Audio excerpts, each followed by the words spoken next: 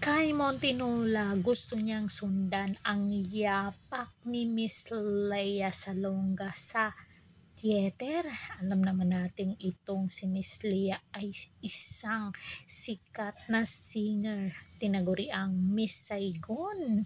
At sabi nga ni Kai, I wanna be like her. O, diba? Tapos nung in-interview siya dyan guys, napasayaw pa siya, napaggiling itong si Kai at gusto nga niyang maging isang sikat na nagpe-perform sa theater. So magbasa tayo ng mga comment dito. Go go my love, God bless your beautiful heart. Siya ang may pinaka mahaba interview sa kanilang Big Four. Dito gustong-gusto siya ng interviewer. Ang ganda niya no. Hindi ako magsasawang makita yung mukha niya.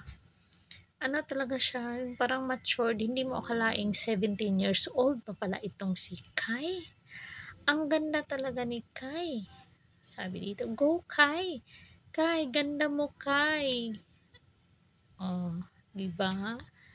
Kahit hindi siya nagwagi, alam ko madaming naghahabol ngayon at balita ko din na nakapasok na siya sa management ni Seth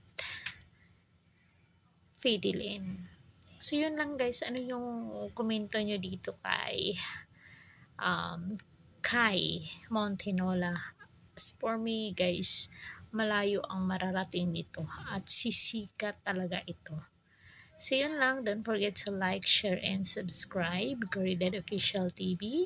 Hanggang sa muli. Thank you so much.